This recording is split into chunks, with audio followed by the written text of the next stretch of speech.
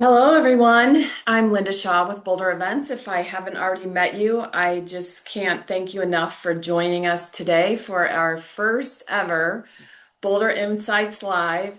And I'm seeing so many of our long time clients. Sandra, great to see you. Sally, great to see you.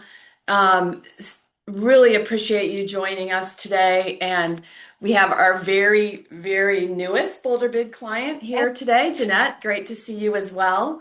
And I know we have so many others out there that are either considering switching over to BolderBid from another software they might be using or possibly a brand new client. So wherever you're coming from, we so appreciate you. And our format today, we are using just a Zoom meeting. So you can turn your cameras off.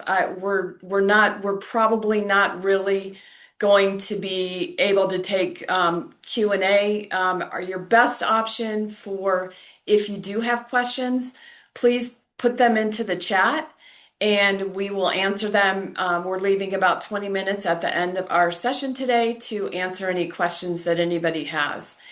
If for any reason during this time today, if you don't get your questions answered, please email us help@boulderevents.com and we'll be sure to get answers to your questions then. I'd like to start by introducing our team. So, speaking of our tech support, I wanted to introduce Erin Purdy from the Boulder Events team. Erin is kind of our behind the scenes lead help desk. So if you do, typically if you do reach out to help@boulderevents.com, Erin is the person that would be responding to you. So Erin, I think you're here. But thank you so much. I also wanted to introduce Trisha Noodleman from our team. If you don't know Trisha, she plays a vital role she is our director of operations. She manages all of our event staff, keeps everybody scheduled, keeps us all on track. So really couldn't do this without her. And then also wanted to introduce Elise Storer, who's our VP of Strategy and Technology. Elise helps us stay on track with all of the changes to technology at any given day. And again, could not do this without her. So I'm going to go ahead and turn things over to Elise to walk through what's new with BolderBid. Perfect. Thank you, Linda. Welcome to everyone. This is our most popular webinar that we've done and the very first Boulder Insights Live. So we're really excited to have everyone here. As Linda mentioned, we'll have time for Q&A at the end, but we recommend feel free. Trisha's watching the chat. Just put those questions into the chat and you can either message Trisha privately in the chat or you can just put the question in the chat for everyone to see. Up to you how you want to do that. I know that there are, as Linda said, I try to stay on top of all the technology and keep things in line, but there are always lots and lots of changes. So today we're going to talk about kind of the main things that have happened over the course of the last, we'll say 9 months, but some big features that I know all of us are really interested in that have enhanced the software greatly, but are some changes, especially for folks who have been using BolderBid for a really long time. So I wanted to take everybody through those particular things. And we will use our demo site. So I'll be kind of switching between this screen, our slideshow, as well as a demo so everybody can see what I am talking about. So we're going to start with, let's take a look at our agenda. We're going to talk about first for guests. It is now a one-stop shop. So I know for those folks who are familiar with BolderBid, you have your keyword and it's, our gala at .boulder.bid. That now will kind of be that landing page is the one-stop shop for guests. We'll then talk about landing page enhancements. There have been a lot of changes to that in the past year and ways to feature sponsors and other things that we haven't seen before. We'll go over the newly released table seating function, which is super exciting. And then we will talk about the ticket page updates and just a quick mention of a Butler module update that should be really interesting for lots of folks. So let's jump right into the BolderBid guest experience, a one-stop shop. And here's the big change that we're seeing is instead of you sending folks to the landing page and then they buy, they click a link, they go buy a ticket from a different page, the ticket page. And then in order to get those event details, they have to go back to the landing page. To bid, if you're doing a silent auction, we send guests a link that takes them to their unique URL. Now imagine all of that starts with this landing page, the one-stop shop. So it's an enhanced user and guest experience, a consolidated event engagement through this single destination. So from this one point, when we set up that landing page, guests would be able to purchase tickets, learn more about the event, sign into the silent auction or sign up and register. They can manage their account from this page, bid in the silent auction, and still there is no app to download. So there's no extra apps that folks have to do and donate. So let me show you what that looks like from our demo site. So within, the back end of things, those folks who have always kind of used the back end of the software, very similar left-hand navigation, easy to navigate. But as we look at a new landing page, so this is the link that you would copy and paste. So as we pull up a new landing page, you'll see this very front thing, and we've got a lot of different options for this, and we'll go into more detail about the enhancements to the landing page builder. But I want you to imagine this as like almost a shopping site where you can go to, thegap.com and you can browse products, you can click on different links, and when you're ready, you sign in to your account.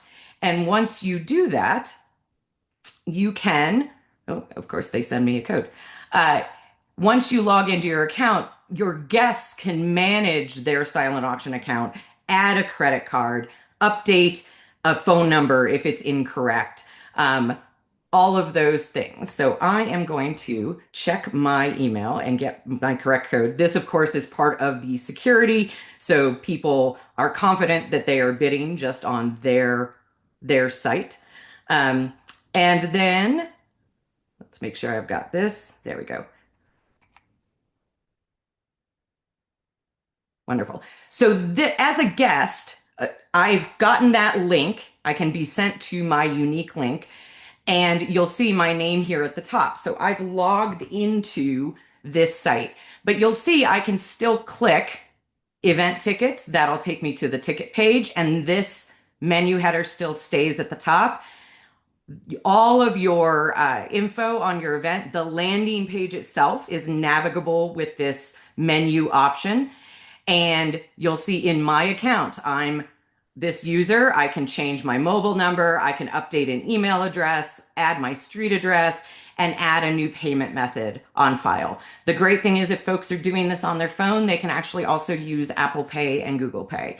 So again, imagine now we've got this one-stop shop for your guests from very beginning to end, where we first send them to the event page and they're learning about the event. They're seeing all of this. And that's where they obviously buy tickets more often than not. But you have lots of different options for not just buying tickets, but bidding in the auction. So people from this page can log in just as I did, click that auction tab, and start to bid right then and there from the auction. They don't have to go to a separate location. They can also donate to your organization from here.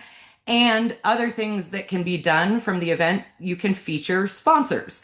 So a lot of times there are sponsor sections or sponsor pages.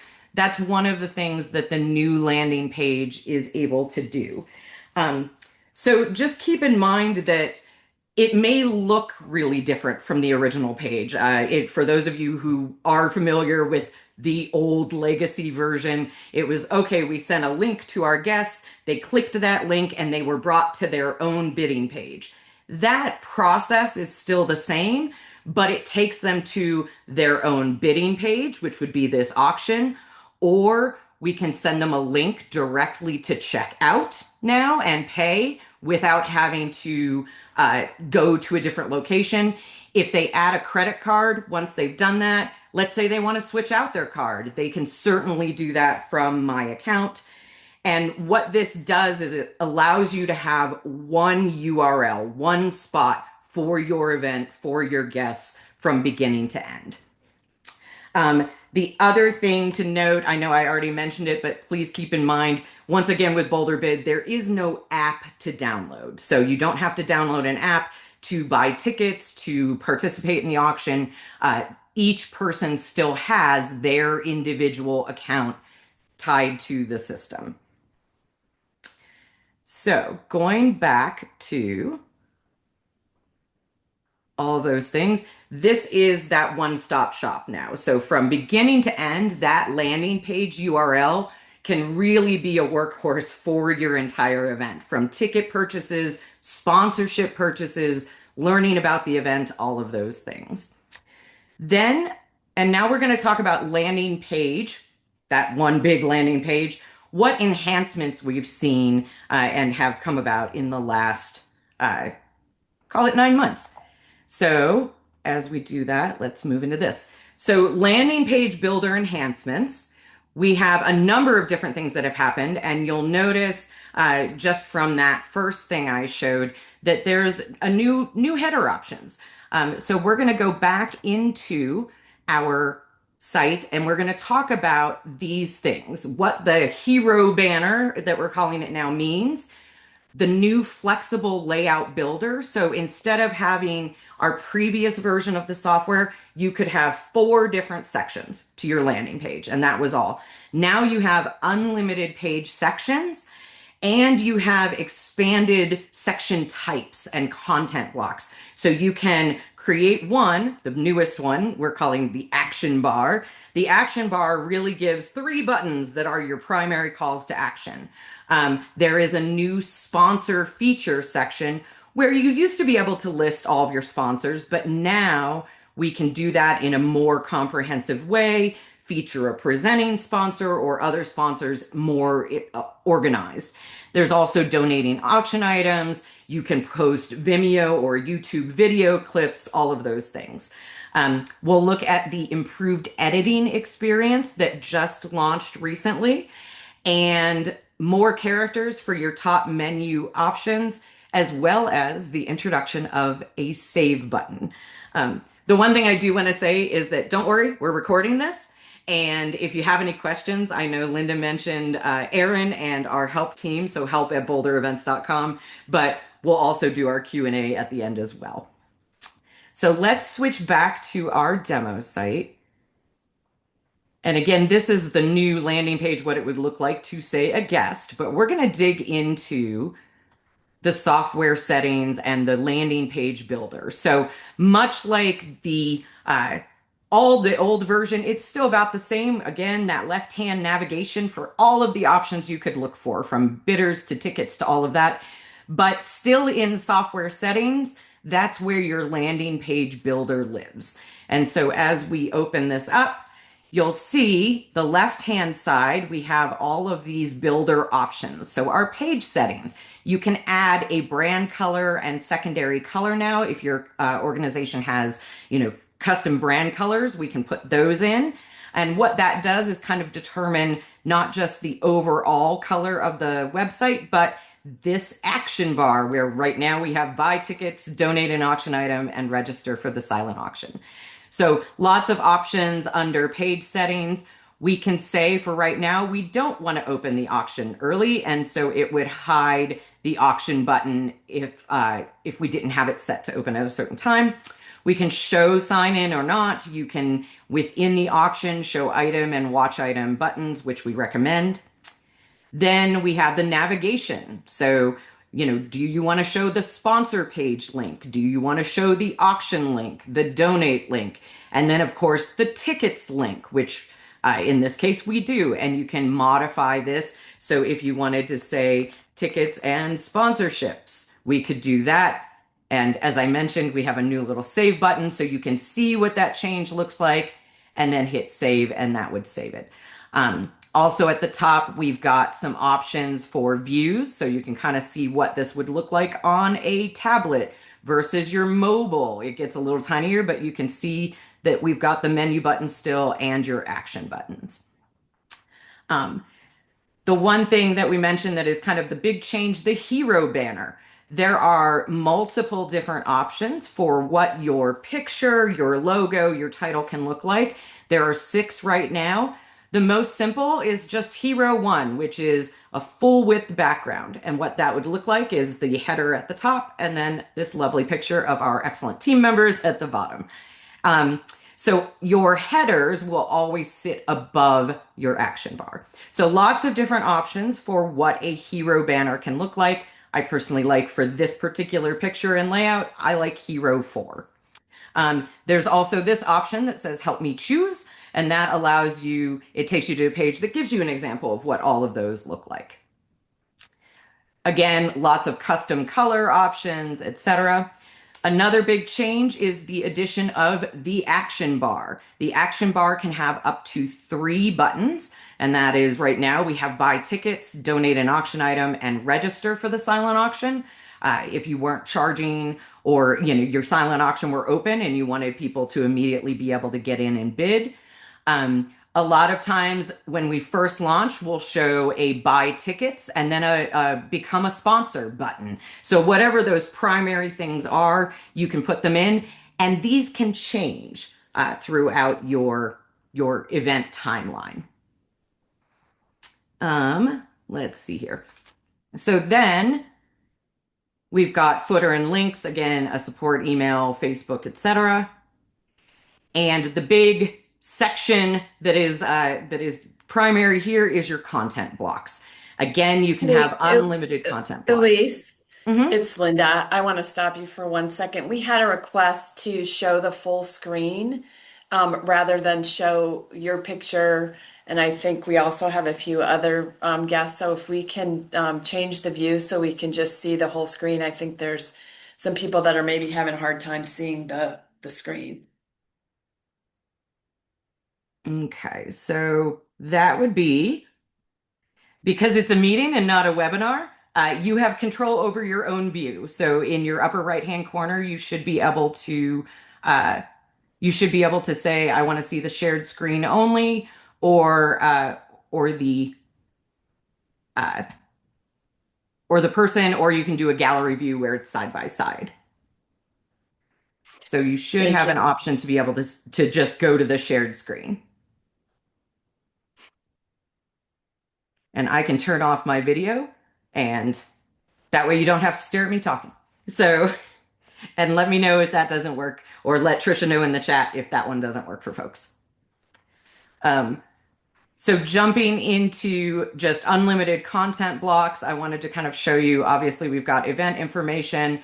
One of the new features as we edit these things, and I'll click edit here, is you can show a title, a header, change the background color, all of these. But we have a new feature that I really like called the brand shadow button. So you can direct people to a particular URL. So maybe you have a content block that is all about your organization and you just want a nice little shadow button that says, visit our website. You can take people directly to that as well without using one of the action buttons to lead to your website. If you want them to really focus on buying tickets or becoming a sponsor, or maybe participating in the silent auction, we keep the action bar there. And then you can always add these brand shadow buttons into your website. Other things we can do, a live auction preview. So kind of show certain live auction items. You can feature up to 4 silent auction items. And when you go to add a content block, you can see right here, there are multiple types of of blocks we can add. So let's say you're doing an online campaign. You can show a display, an appeal display for where you're at right now. We can show auction items, donate an item, featured media, that's videos. It can be Vimeo or YouTube or a custom URL. Image text split can split the screen between two things. A leaderboard. So if you've got a silent auction going and you want to see who's in the lead, you can show that as well. And you can also have a sponsor section, which I do want to point out here, because this is kind of the new way that the sponsor section works. And you can feature the logos. You can have titles for these sponsors. You can have just single names. And all of this is controlled. I'm going to leave here. All of this is controlled still under that software settings and sponsors, but now you can drag and drop logos. You can create different sponsor groups. So if I wanted to create a new group that was Boulder Insights sponsor, I could do that. And then I would have that down here and I could maybe, you can drag and drop folks into those particular spots. You can show sponsors on your mobile bidding site. So this under software settings sponsors gives you a whole lot of detail you can do. And then the other big functionality with the landing page builder, as I mentioned, is this save button. So you can make changes. Let's say I want to change this to the Boulder Events Gala. And I'm like, okay, I did that, but I don't like the way that looks. You don't have to save it. You can just go back to your admin. It'll ask you if you want to leave. And so when I go back to my admin, I can go back into my landing page builder and you'll note that that change was not saved. So that's really the landing page in itself. It's all part of that one-stop shop where people can see your landing page, learn about your event, click buttons to get into buying tickets, becoming a sponsor, going to the auction when it does open, or making a donation to your organization. So let us, Trisha, I'm going to double check in with you, make sure there's nothing before we move into our table seating function. Nothing yet. Looking good. Feel free to put your questions in the chat for me. Perfect. So let's jump into the new table seating function. We're very excited about this. And in addition to that, we can retire or put away our sticky notes, our flip charts, our Excel spreadsheets that are 10 miles long.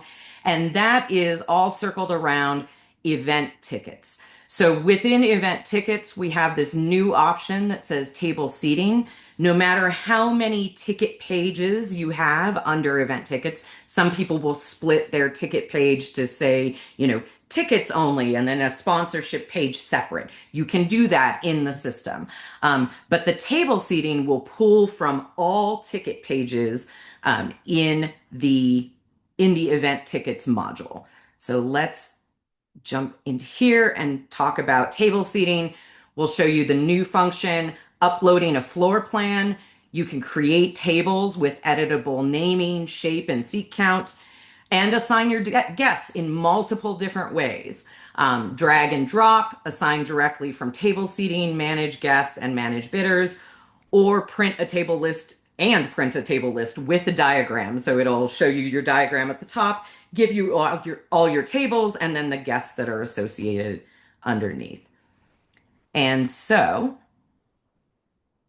we'll go back here and we'll talk about under event tickets. That's where this table seating function lives. And I uploaded a very basic floor plan, but you'll see that we have, the stage here and all these tables. I've already added some tables in. I know that right now my table capacity is 8. This might be 10. If you have a different shape table, it might be different there. But for right now, I'm going to add table number 9. And so I can just hit this add table and drag it over to where I want that to be. And then you can double click on this table. Let's say I just want to call it table 11. You can modify the capacity. You can change the shape. So if you have square tables instead of circles, you can do that. And right now there's nobody assigned at this table. So we'll give you an idea of what you can do. This guest list is the list of everybody who is a guest under a ticket purchase. Um, and yes, if you don't use registration, you certainly can still use the table seating function, and you still can name a table anything you want. So let's say it's table 2, and this is an important sponsor table. So now table 2 is the important sponsor table. So keep in mind, because you are able to add guests to tables from either event tickets, table seating, event tickets, manage guests, or your bidder list, which is sometimes if you don't sell tickets through the system or it's just automatic registration under manage bidders, that's where folks would pop up. So you can have alphanumeric table numbers or names. You can change the table capacity. And then within this table seating function, again, you can drag and drop. So let's say I'm taking this blue sponsor and they're going to be at that important sponsor table. I can just drop these folks in. And you can search by company or name. So I'm going to look for ducks. I think that Daisy and Donald Duck have a table, and I know I'm going to seat them at table 5. So we've got all these duck folks who I'm just dragging and dropping over. This is the graphic interface. You can also kind of see your seating stats. So how many guests do you have? How many have you assigned, unassigned, etc. You can show all guests, even if some are assigned. The assigned folks would be grayed out. We can also, if you're kind of working off a spreadsheet or you want to bulk assign folks at the same time, under manage guests, we still have that manage guests option. And right here, we can say, okay, I'm going to look for my purchaser who is, do we have a duck purchaser? We don't. So I'm going to look for all last name duck, but again, you can use these filters at the top. I'm going to select everybody with a last name of duck, and I'm going to scroll down to the bottom here, click my table name, and it'll ask me what table I want to add them to. So I'm going to add all of these ducks to table number 3. And then when I click update, it will reassign some of those folks I had already assigned. It will reassign them to table number 3. So from manage guests, you can also bulk update folks and change their tables. You can do it one at a time. Let's say, Donald, we just want to move him really quickly. We're going to click on him and we can hover over these arrows and move the guest. We can remove the guest from the table. It doesn't remove them from your guest list, just from this particular table. So you can modify your table seating from either table seating, manage guests, or once you've got everybody converted into a bidder for check-in, from manage bidders. Let's see here. So those are Elise, really, yep. I think, can you show, we had a question about how does the diagram change? Maybe you have a few square tables instead of all round tables. Yep. So you would edit that by clicking on your table. Let's say you've got this table. I want to switch this one to a square. I'm changing the capacity to 12 because it's a very large square.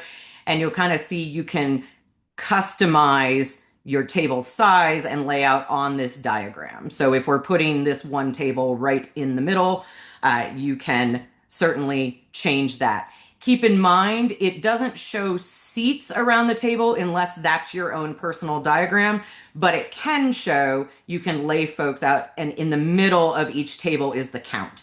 So you'll see on table 3 where I bulk added all of those folks, I oversold that table. I said it only had a capacity of 8, but it is 9 right now in the system. So I can take a look and say, okay, I've got 9 at this table. So you can either increase the capacity or you can move a guest to somewhere else. And so just keep in mind, this is the back end of the system. This is you controlling table seating. So you make the decisions about whether or not you want to add a table, and you don't have to have a graphic in the background. If you don't want to put a floor plan, you can You don't have to put a floor plan. You can just lay out rows of tables, however you want to do.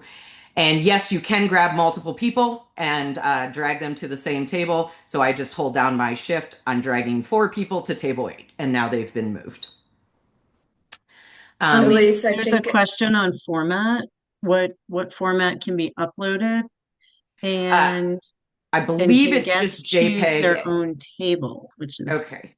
very fascinating. Format wise, yeah, format wise, PNG or a JPEG, just an image is kind of key. Rectangular tables, I would select square and make them a rectangle, so you can kind of customize the shape of your table, so to speak, to be a square, a rectangle, or a circle. Um, and then, can guests choose their own tables in the system? No. So this is the back end of the system. They cannot choose their own table, but you can, and we'll get to this in ticket page, or yeah, in the ticket page updates, you can add a question asking folks if they have a seating request, and they can fill that out, and you can make that decision on whether or not you're able to fulfill that seating request. So this is just really that moment of, rather than the old method of in manage guests, you had your tables assigned somewhere else, and you would then just type or bulk update in the manage guest module. Now we have both the graphic option with drag and drop, the bulk update in manage guests in that function. And you can, again, you can do it by sponsor as well. So if you have a particular ticket type and name that you're looking for, I want all blue sponsors to be at table 2. I can highlight those folks and I can say I'm moving all of them to table number 2, which is my important sponsor table. And once I click update, it will take everybody who had that particular sponsor type that I wanted and move them over. So lots of different options with this, but it's really regarding being able to upload that graphic so you can visually see your tables. You can drag and drop. You can remove folks. You can always look at your table details just by double clicking that table. You can change the table name or capacity, the shape, the guests at the table, or add more, or you can just delete the table and start over. Again, that doesn't delete your guests. It just deletes the table from your diagram. And then I did see a question about printing. We can now print. So if we click the print button, I'm not sure if this comes up for folks. So let me share that screen specifically. This is my print screen, but what it will show, it will generate the table seating floor plan as it stands, the seating statistics, and then the guest list by table. So table 1, no guests yet assigned. Table 2, we've got all of our important sponsor guests, and I've oversold that table. And then table 3, the 3 guests that we assigned there. So you can get your full table list, and you can certainly print that out and share it with volunteers as needed. So that is our new table seating function. We are super excited about it. It is easy to use. Again, you can manage from table seating, manage guests, or manage bidders as you get closer and closer to your event, and print that table list with the diagram. So I'm going to jump into our ticket page updates, so I make sure we have enough time for Q&A. Lots of things that have happened. Obviously, the table seating integration we just went into. We now have event capacity controls by ticket type and by ticket page. So you used to be able to say, I can only sell, 100 tickets, or I can only sell 5 of this type of sponsorship. Now you can set a limit for the entire ticket page. So amongst your individual tickets and your sponsorships, my max capacity is 400, and you can now set that so the page will automatically mark things as sold out if they are not available. Another thing that's huge, and I want to make sure I show this to all of you, is the send invoice feature. This is a big deal for sponsors. And the things that you're used to, the meal selection, that is still in the manage guests and in your ticket page. But now we have custom questions that can be assigned to either the ticket purchaser to answer or to the individual guest. And those can be text fields or drop downs. So, for example, on a guest record, you could ask for that guest, do you have any accessibility needs? And they could type in text, whether or not it's a dietary restriction. On the drop down, with I prefer to be seated, you could say at a table or in a lounge seating area. So you can have unlimited custom questions. I see some of this used on the guest side for, maybe you're doing a fun run or a golf tournament and you need people's t-shirt sizes. You can ask that as well. And then, oh, sorry about that. And then the guest update link is still in play. So, and this is such a great feature that we have in the software under event tickets, and kind of go through these ticket page settings so I can show you where that is. Things that we can look at, the general settings of your ticket page. This is where we could say we have the overall page guest limit. So I can only seat 750 people. You can change the order of your ticket page. And I'm just going to open this ticket page up so you can kind of see what that looks like. So, and again, this all relates back to that landing page. So you can choose to show the landing page menu bar at the top of the ticket page as well, if you want to.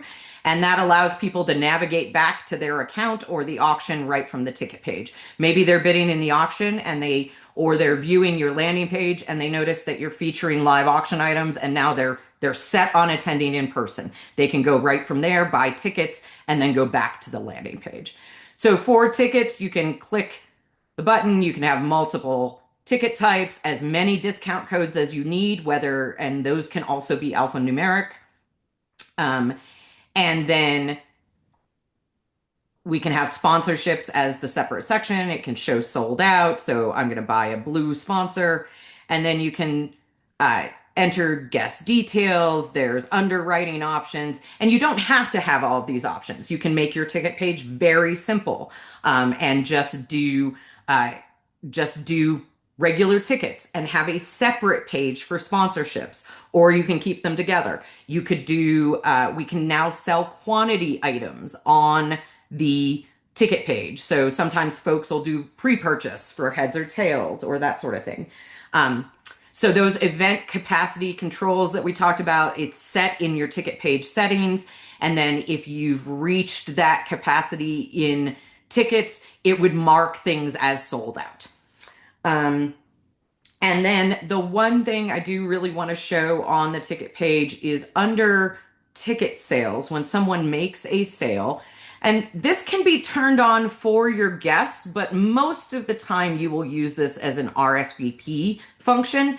When you're entering a ticket, let's say, or a sponsorship, I can enter the sponsor, and then I'm just going to hop right to payment here. And in the payment options, there is a send me an invoice option. And that will, to whoever this email address is, so you put in your sponsor contact's email, it will send them a link where they can pay that sponsorship via credit card, or if they send a check, you can mark it as paid once it has been paid on the back end. So we see that a lot for sponsors now using that send me an invoice. And then just as a reminder, again, we always have the selection option. You can have multiple selections for guest tickets. And then within a ticket, we can have those custom questions. So lots of questions. Let us know if you have any accessibility needs, and that's a text type. How did you hear about our event? Sometimes that can be there. And again, you can show it on the ticket or individually on the guest record if you're looking for something specific to a guest. Within there, we can also add tags and lots of other things. So there's a lot to explore on the ticket page. And you still always have that option of entering RSVP tickets. And as I mentioned, that guest update link is still a great feature and still exists in the software. And what that does is once someone has made a purchase of a table or a sponsorship, they get their receipt, but they also get a second email that has a link to update guest information. And sponsors can fill that out, or they can forward that link directly to their guests to have them update their info. So when you're doing silent auction or additional notifications, it's just such an easy way to get those guest names. And then under view ticket sales, we can resend that guest update link email in multiple ways. You can send it individually by on a ticket sale.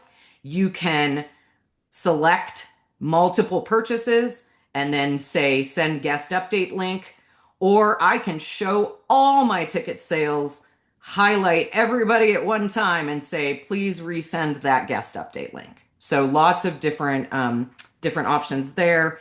And one of the greatest things is if you have a special sponsor, maybe they need extra language in that email, you can copy that guest update link, paste it into an email from you directly that says, "Hi, so and so special sponsor. Don't forget, here is your link to fill out your guests. We'd really appreciate it if you had this done by X date." So you can add special messaging and send that guest update link from your own email. And then last but not least, let's jump into, and I know this is again a ton of information for 1 hour, but I want to make sure we get through it. So our last big feature update right now, and this one's a quick one, mostly for your check-in staff or Boulder events. It makes the guest experience better. We can now add multi-sale items directly to guest accounts during check-in or checkout, which provides for an improved guest experience, better service options for your registration staff, be that Boulder events or some volunteers, things like selling walk-in tickets. Maybe you're selling centerpieces at checkout or adding quantity items.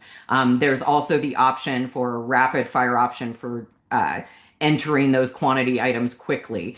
And basically what that looks like then is when we're doing check-in or checkout in your function, we'll look me up.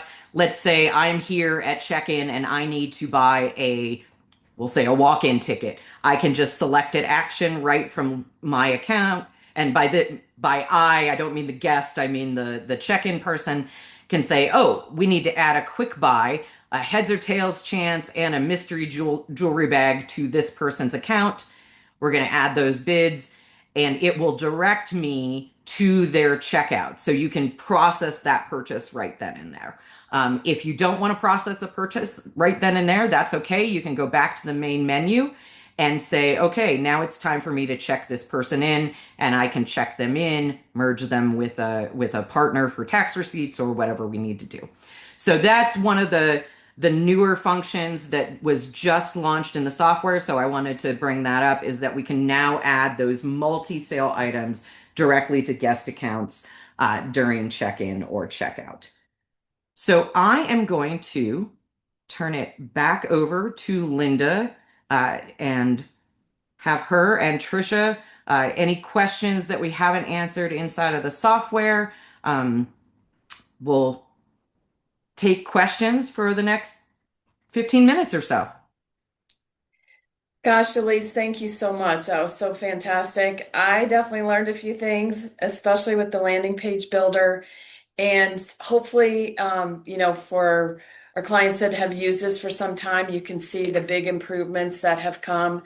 One of the things we absolutely love and really focus on is continuous improvement and making these updates, as Elise mentioned multiple times, not just to make life easier for you, but really, really, truly to make your guest experience seamless at the event, make it easy for them to bid, easy for them to buy tickets, easy for them to add credit card, change their credit card, check out.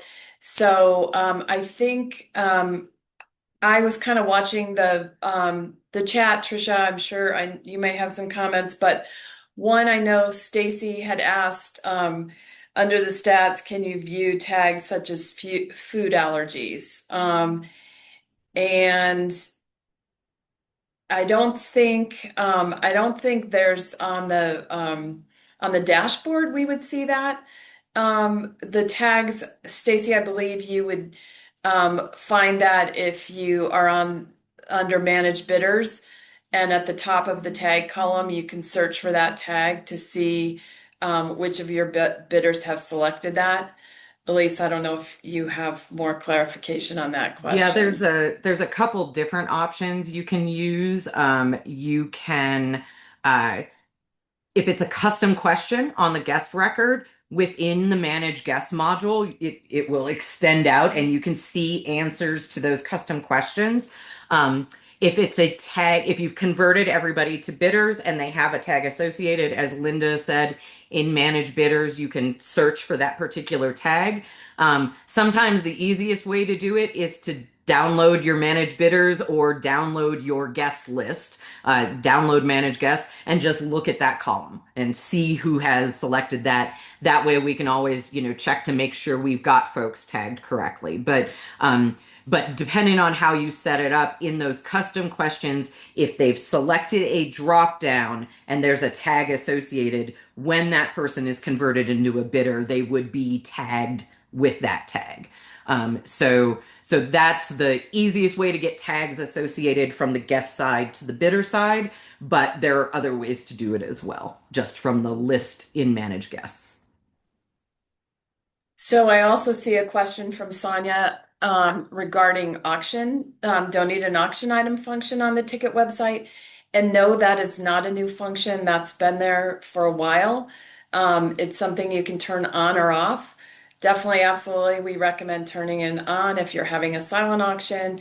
And we actually do have some schools that use it, or any organization that maybe has a volunteer team that they don't want to give access to the software, that you can have volunteers, if you've solicited donations, enter donations through that screen on your website as well. So it's definitely a great thing to turn on.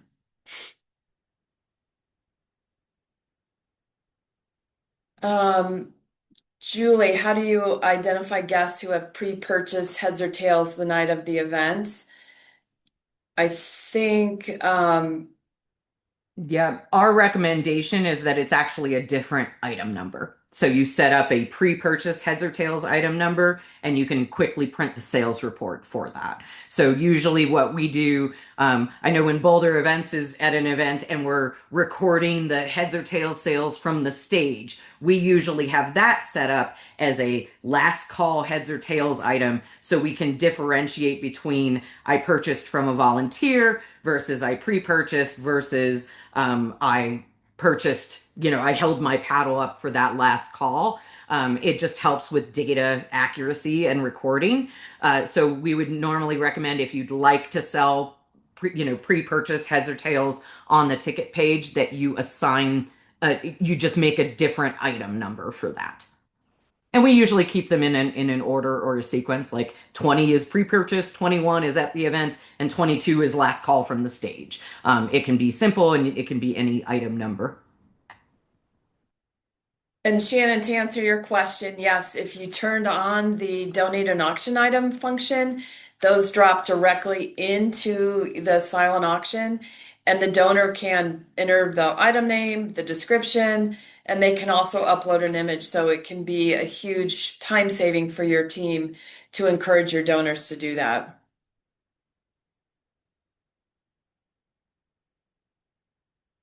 Um, So we're going to stay on, I think we had advertised the time till 1 o'clock. We can certainly stay on and continue answering questions if anybody thinks of anything that we didn't cover. I do just want to let you all know that we are planning.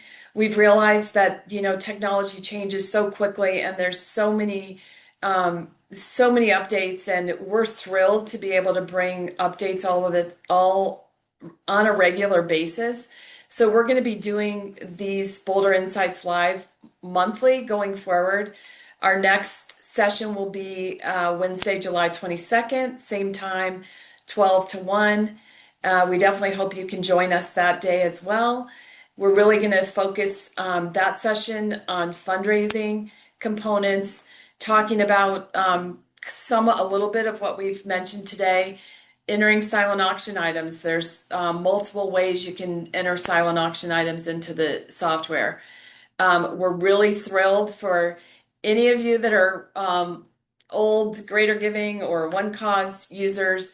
We now are going to, in July, there's going to be a new release that comes out where you can enter items and create packages. We've had that request a lot to be able to package smaller items together. And then we're going to also talk about the live auction paddle raise, really using some of the tools in the software that we have to maximize your success for live auction and paddle raise during your event. We're also going to just want to mention that in July, we have a new release coming out, an update to Stripe, which is our payment processor. You won't, that won't affect a lot of what you do, but just going forward, you can be assured that we take credit card security so seriously. And this will be a new update that will make credit card processing even more secure. And we will now have the ability for your guests to tap their credit card instead of having to swipe the credit card. So we get asked that a lot. So we're going to be talking a little bit about that at our next session as well. So definitely watch for email from us to sign up. And going forward, we will probably switch over to do a Zoom webinar rather than a meeting so we can add more functionality. Elise, do you have anything to add? No, thank you all for such great questions. I know it's a lot to put all in one, but as Trisha just put in the chat, don't forget we've got help at boulderevents.com. Whether or not you're an in-person client or we're working with you on your event, or you're using the software maybe for a different event outside of and managing it kind of a DIY, we're here. We're ready to answer your questions, and we really want to make sure that you all are using this, your software license and the BolderBid software in a way that makes your event experience, your guest experience, everything the very best it can be, and that you're getting the most out of it. So I know Linda next month we'll all go into those fundraising things even more deeply. But know that if you do have any questions, just reach out to us via email or give us a ring, and we're happy to answer those. Well, thanks again. It was great to see so many of you, see you online, and just thrilled to partner with you, and so excited to help you achieve your fundraising goals this year and beyond. So thanks so much. We look forward to seeing you in July.